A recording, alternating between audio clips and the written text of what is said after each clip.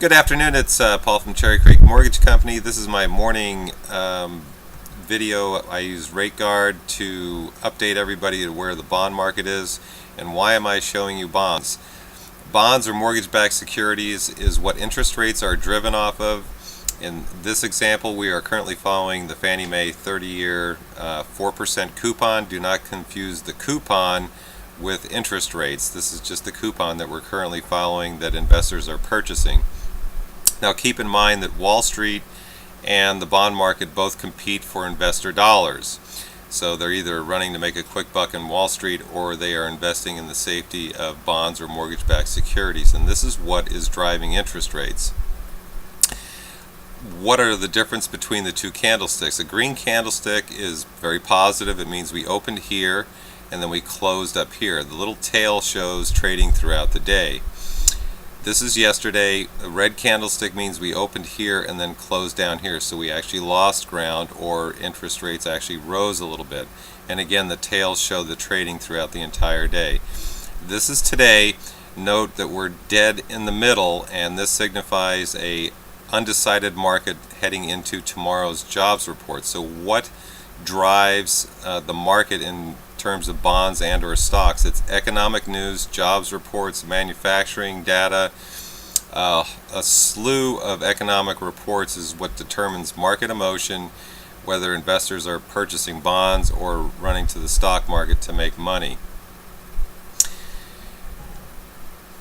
So as I stated, the bond market and stocks are both open.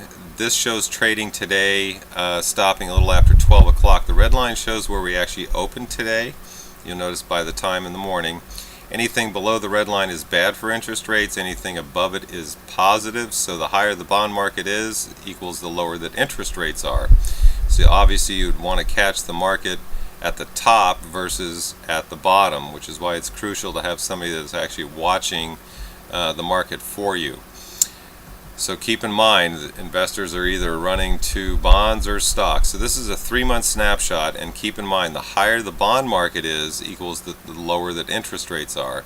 We have stair-stepped our way up to these fantastically low rates, and we're currently under 4.5% at this point in time. Do notice a slight downtrend. We had a fantastic rally on Tuesday. Yesterday the stock market jumped up 230 points. It hurt us. We opened lower, and then today we're sitting right about here, and we are at all-time highs. So we're going to take a quick snapshot to long-term trading going back a little over a year and a half, and you can see this massive rally up, which is fantastic, and we're currently right about here. But keep in mind how choppy this looks. So bonds go up and then they come down, just like the stock market. They go up and then they come down. So grab the market before it starts to correct, because once it starts going down, sometimes it's a very long time period from here to here. This was Thanksgiving week last year. So at any rate, grab the rates and lock them in while you still can. Now we're going to take a quick snapshot to a fantastic way to purchase the property, especially with the low rates, and or if you're listing your home and you want to sell it fairly quickly.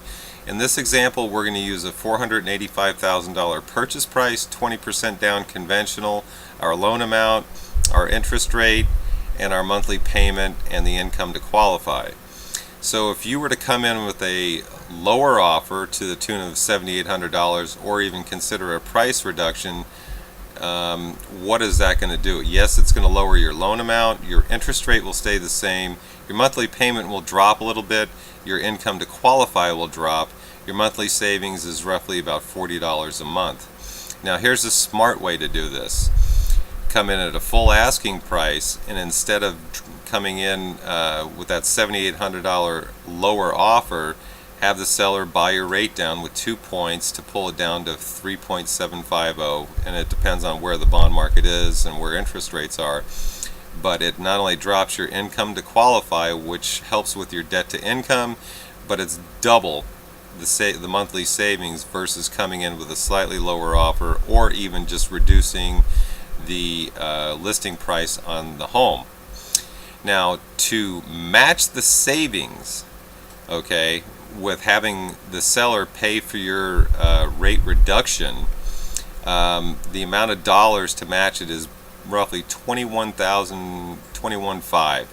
So it's more than double to drop not only the income to qualify, but to match the monthly savings. So definitely entertain this idea, and keep in mind, as a buyer, you can write off the points that the seller's paying for your rate reduction in the same year the property is purchased. But do consult with your CPA at the same time. Now here's a quick example of what the news was this morning and what was driving the market. So jobless claims are on everybody's eyes. It was a little bit less than where expectations were. Continuing was higher. Factory orders were off. So all of this news definitely affects the bond market and the stock market. Pending home sales were up. Unit labor costs were down. So obviously people that are producing goods are maximizing labor. On that note, have a fantastic afternoon. Any questions? 707-853-3877. You can watch my morning bond updates regardless of where you are in the country. There's no rates actually quoted. Have a fantastic afternoon.